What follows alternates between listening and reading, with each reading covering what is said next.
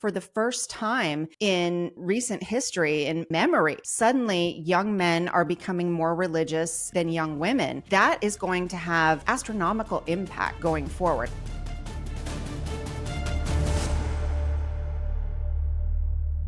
Welcome to Undercurrents, our daily news show from Unheard's Washington Bureau. Today's guest is Megan Basham. Subscribe here wherever you get your podcasts and over at undercurrents.tv for the full premium experience of the show.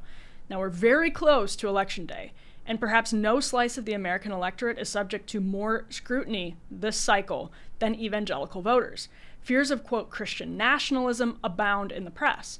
Less than 2 months ago, Pew found that after Black Protestants and atheists, whose support for Kamala Harris is at 86% and 85% respectively, white evangelical support for Trump, which was at 82%, was the highest of any faith for any candidate.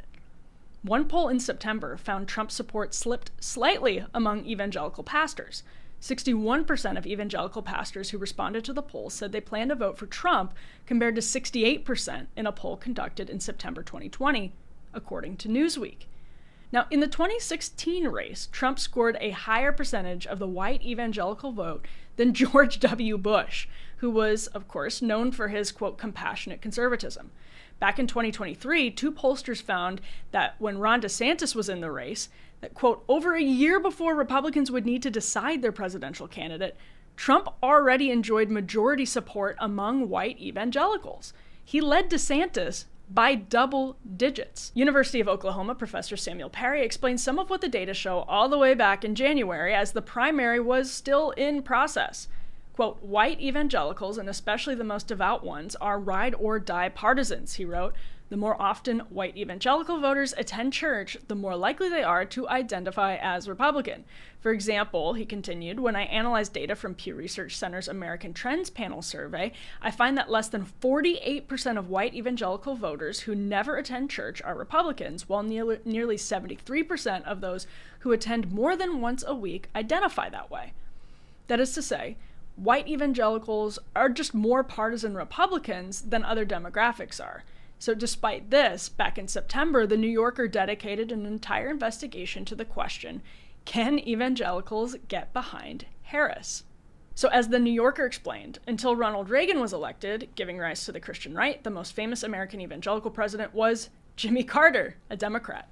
Today, of the some 30 million white Americans who are evangelical Christians, 85% identify with or lean toward the Republican Party. Tens of millions of white Democrats have left the church. These figures are almost diametrically opposed among Black Protestants, most of whom are evangelicals. 84% are aligned with the Democratic Party. That's all according to The New Yorker. Now, just days ago, as Election Day crept closer and closer, Billy Graham's granddaughter penned an essay about why she's voting for Kamala Harris. Quote, Trump's words and actions are fundamentally incompatible with evangelical principles, wrote Jerusha Duford. Contrary to some who claim he has been appointed by God to lead, Trump cannot return the U.S. to faithfulness. Sadly, by embracing such a megalomaniac, Christians have been turning away those who are curious about the Lord.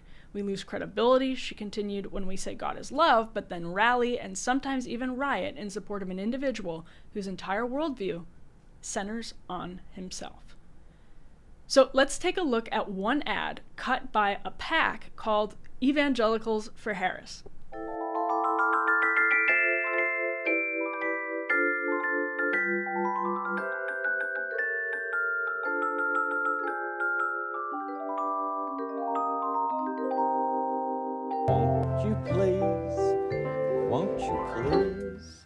Please won't you be my neighbor?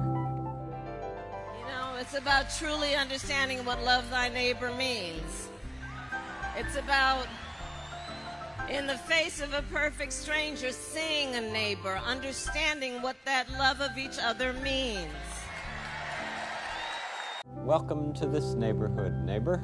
Millions of dollars are pouring into efforts to mobilize evangelicals right now. Yet this debate may be raging mostly among evangelical thought leaders, people with platforms in the mainstream media like David French at the New York Times, or even today's guest in alternative media, Megan Basham of the Daily Wire, who is a staunch critic of French and other anti-MAGA evangelicals with high-profile platforms in elite spaces.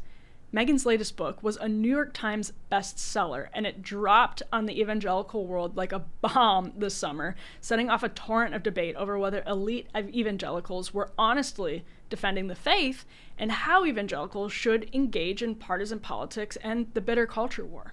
Megan Basham is a reporter at the Daily Wire and author of the New York Times bestselling book Shepherds for Sale. She joins us now to help reveal what the evangelical vote will look like, how it will influence the outcome of the election, and how evangelicals might react to whatever the outcome is on Tuesday. Megan Basham, thank you so much for being here. Well, thanks for having me. It's fun to hang with you in a new venue, so this is exciting. It's super exciting, and actually the book you released earlier this year is really timely because we've started to see advertisements from a group called, quote, Evangelicals for Harris. And I just want to ask, beyond the PAC, right, it's formally a political action committee, are there evangelicals for Harris in your reporting? Is that something you turn up, or is this mostly a group that's populated by Beltway operatives who are behind it and maybe a couple of people here and there? Beyond that, though, is this really a serious movement? I don't know if I would call it a serious movement in terms of the number of evangelical leadership that are willing to say, yes, I'm a part of this. But certainly you've got some influential people who are a part of it.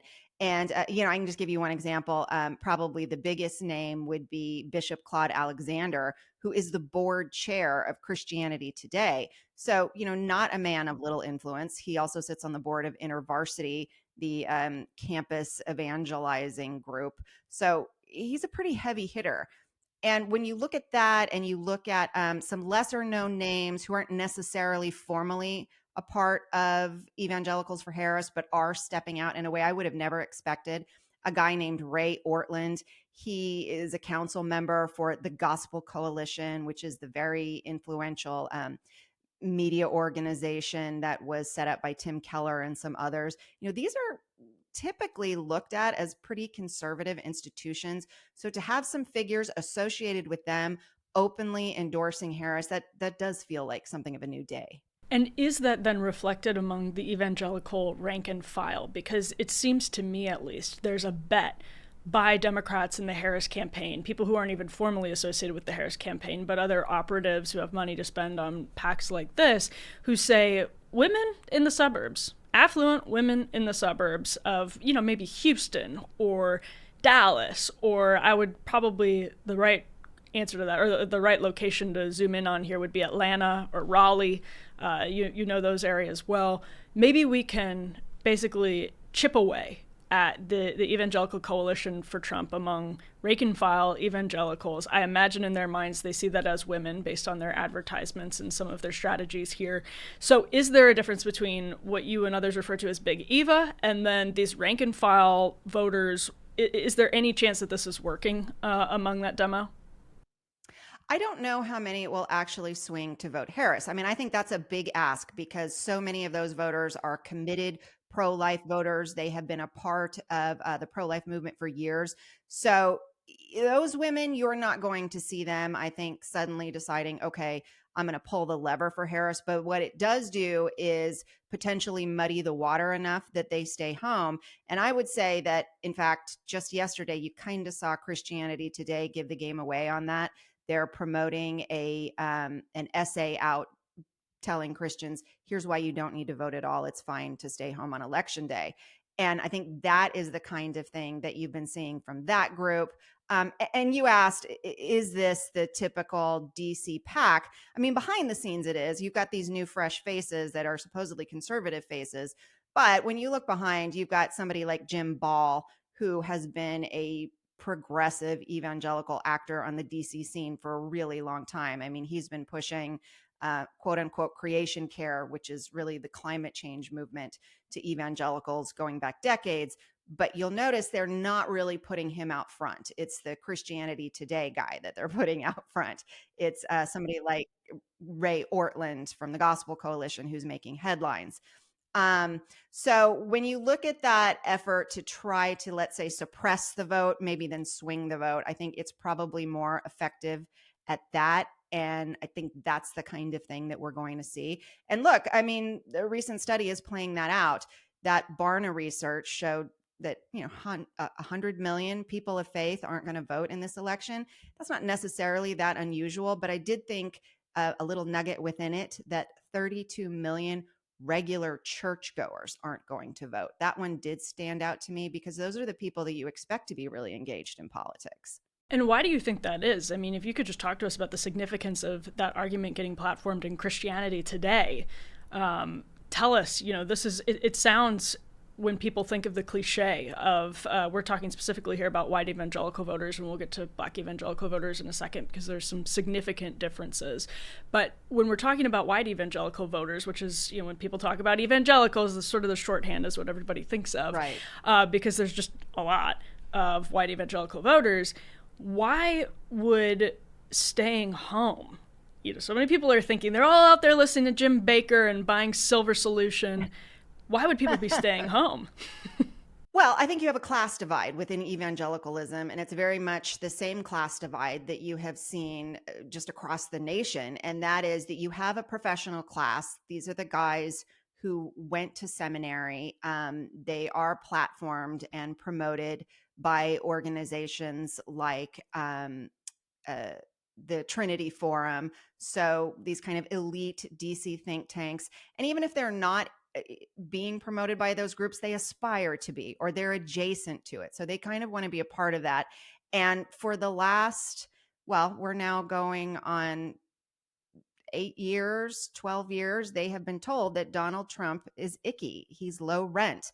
He's abrasive. He's all of those things that just from a class signaling point of view, they don't want to be a part of that.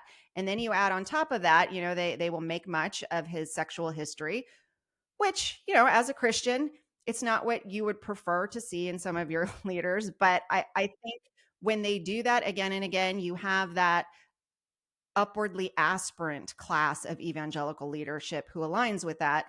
And I think they've done a good job making a certain segment of the rank and file say, well, gosh, there's just something so unsavory about this particular character that we can't vote for him.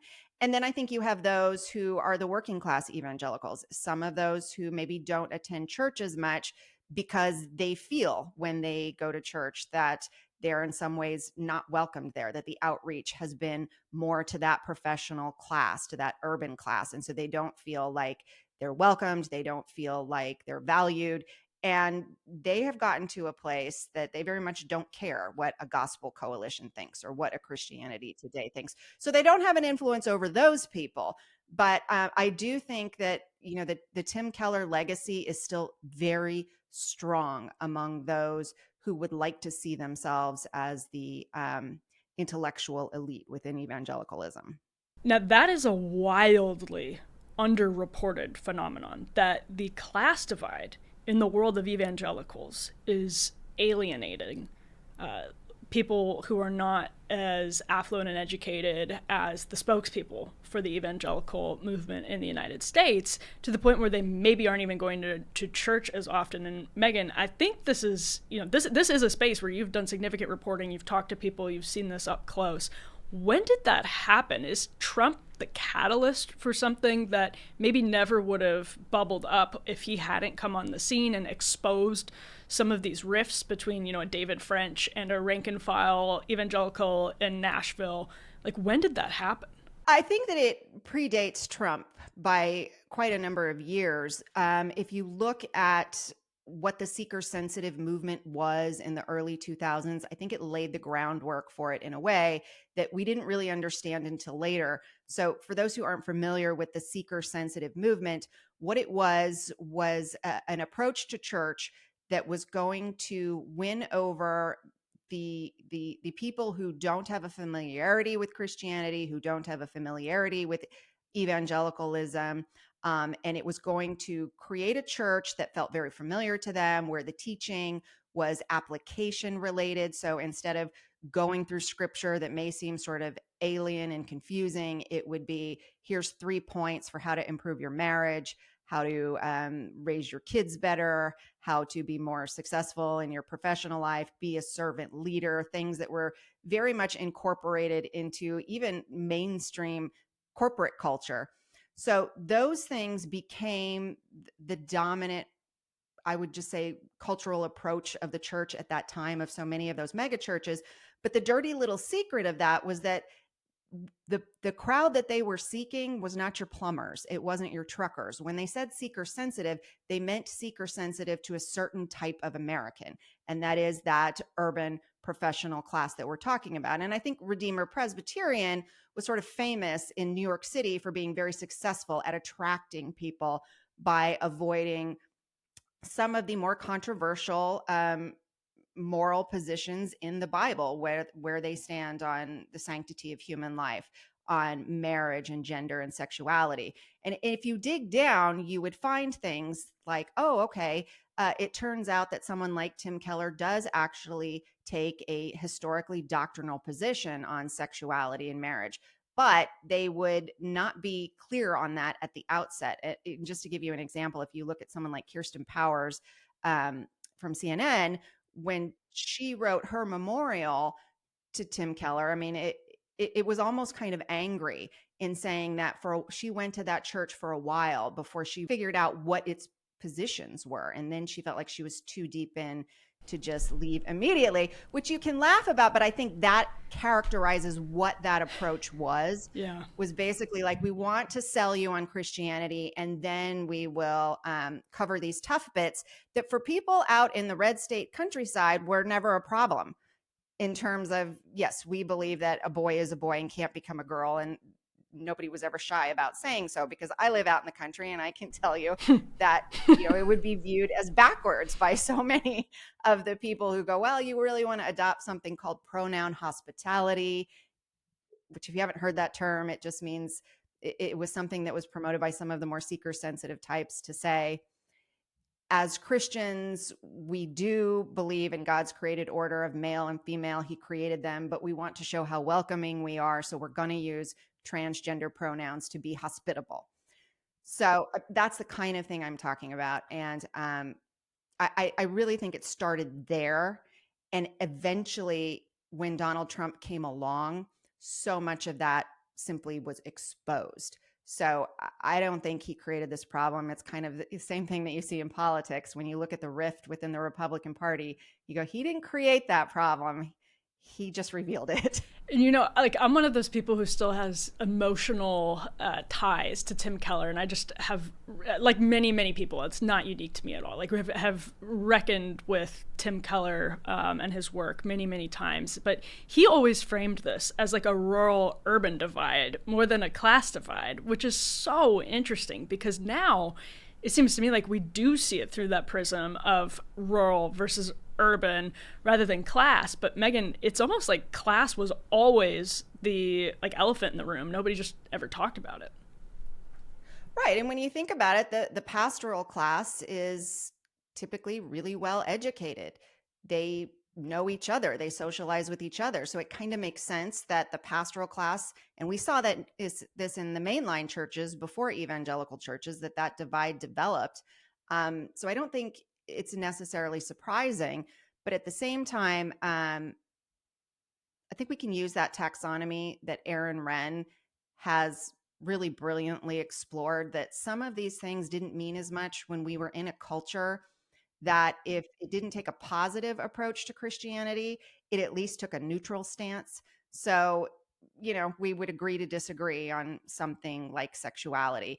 And when we moved into what he calls the negative world from the neutral world, then suddenly everything had a much higher cost.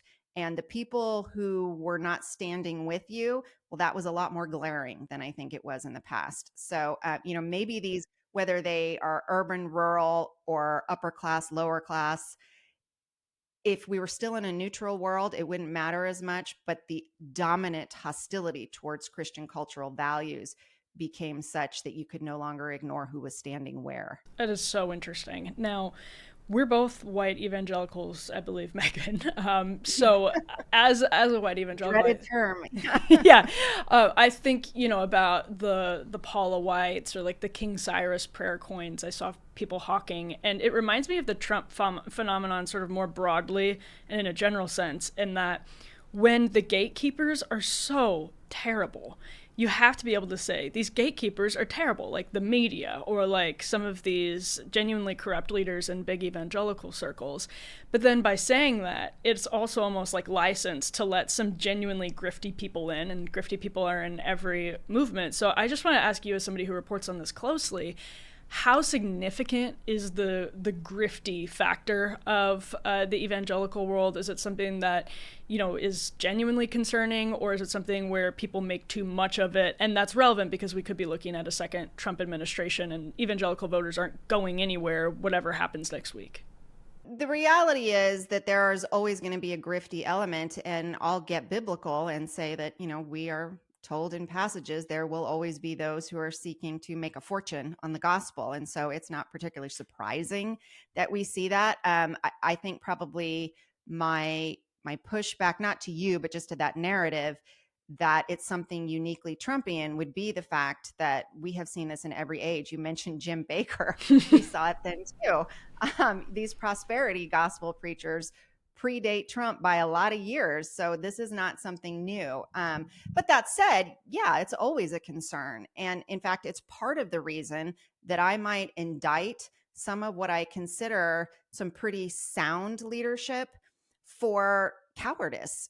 I think they have resisted reaching out to young men. I think they have adopted whatever the dominant corporate culture values are in order to stay in line with whatever this respectable narrative is. And in that sense, they have lost some people. When we look at how so many young men now are coming back to the church, and I don't know if you've seen this reporting, but they're showing that for the first time in recent history, in memory, suddenly young men are becoming more religious than young women. And that is going to have just astronomical impact going forward. I don't know what that's going to mean. I don't think any of us know. We're going to sit back and watch it. But I think so much of that is happening because a lot of these young men felt causeless. They felt abandoned. And in a large way, so many of these large ministries didn't really care about them. They cared about appealing to women, which, by the way, kind of goes back to that professional question, because women are the ones that are succeeding now. And these men have been getting left behind. But I think it also makes them somewhat vulnerable to some of the griftier elements because they're being drafted not necessarily into discipleship, but into some kind of political movement. And so that's why you see that hybrid is you've had a church that isn't speaking to those men and they're looking for something to believe in. That is a fantastic point, and it brings us to a lot of these young men that we talk about so much tend to be like trad Catholics, but we have seen some movement in the direction of the Republican Party among young black men. And Megan, I just want to ask you, to what extent are we seeing some of this movement among young men in the evangelical world? And is it possible that some of that may be coming from young black evangelicals? I don't know. I don't follow this nearly as closely as you do, but there are really significant differences that I think are confusing to people outside evangelical circles about what the white evangelical church generally looks like and the black evangelical church generally looks like. There's significant overlap too, especially in big mega churches. But can you just break some of that down for us? Yeah, it's interesting because I was just talking to a Morning Wire colleague, and she was asking, okay, this number of disaffected Christians and churchgoers who aren't going to be turning out to vote this year, how many of them are Black evangelicals or Black Protestants, Black Christians? And I think was a really good question. And I will be honest with you, we spent some time looking and we couldn't find the information and the details of that Barna research. And I couldn't find the details anywhere else either. And so it's really hard to get some information on, okay, what are Black men in the church specifically thinking? Because I do feel like when you see that the Harris campaign and the Obamas struggling to connect with them, to turn out their vote, it feels like part of it is that they sense that they have been disrespected in a way, and that they haven't been valued as a constituency. They haven't been heard, and they're moving. And that's what's interesting, in the same direction as some of these working class white guys. And so, I'll be honest, I'm not an expert in that area either, but I think it is one that needs a lot more research because it was frustrating to us when we actually went to try to figure it out and you couldn't. That is so interesting, too. And overall, I think there's still this disconnect between people who are trying to understand evangelical voters. You know this frustrates you probably every hour of every day. But, it's just becomes QAnon, right? Like white evangelicals are all QAnon believers. They're all buying the silver solution. And the reasons that evangelicals actually vote for Donald Trump, which if, you talk to people in these areas, they'll tell you, I can't stand Donald Trump. Often you will hear people say, I can't stand the guy. But the other side is fully in favor of like abortion on demand and transing children. And so I don't care what Donald Trump tweets. I'm going to support him. So on that note, Megan, I wanted to read this essay that Billy Graham's granddaughter wrote in Newsweek recently, where she said, Trump's words and actions are fundamentally incompatible with evangelical principles, contrary to some who claim he has been anointed by God to lead. Trump cannot return the U.S. to faithfulness. Sadly, by embracing such a megalomaniac, Christians have been turning away from those who are curious about the Lord. We lose credibility when we say God is love, but then rally and sometimes even riot in support of an individual whose entire worldview centers on himself. This is the most basic question that I know you have to answer all the time, Megan, but why don't most rank-and-file evangelicals agree with that? Well, the first one is we're talking about personalities versus a set of policies. And I can go directly to Kamala Harris's interview with NBC last week to tell you why they don't agree with that. And that was because she was directly asked, okay, what about at least the concession of religious exemptions on abortion? If you are a person of faith who works in the medical field, can you opt out of providing abortions or participating in that procedure? She directly said, no, I'm not interested in providing concessions. I don't think that's something we need to be talking about. And so when you look at something that extreme to say, I'm not, she's obviously pledged to say my number one priority is going to be to reinstate what she called the protections of Roe v. Wade. That's a problem for evangelicals already. But then you go to those who say, at least give me the option to not participate. And they're saying, no, we're not going to give you that either. And we've seen the Biden administration and the Obama administration before it, with the Little Sisters of Mercy and other groups like that, trying to force participation in various things that their Christian faith cause them to have convictions against. So I think that is a big reason that they don't agree with it. And then the other thing is, as I just said, I disagree with this idea that, it's driving people away from the faith. It may be driving a particular subset away from associating with Christianity. The deconstruction movement, I'm thinking of the evangelical movement, but it's also drawing in others, those young men that we were just talking about. So, and then you get in from a theological point of view. I don't think it works like that.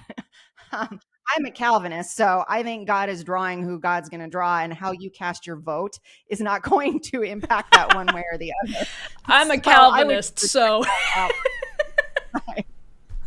This is the famous words, yes. Right. Megan, as a Calvinist, you are in the most interesting position to be doing this reporting. That's so funny. I'm like, look, it's all providence. It's going to be fine. Right. Yeah, exactly. It doesn't matter.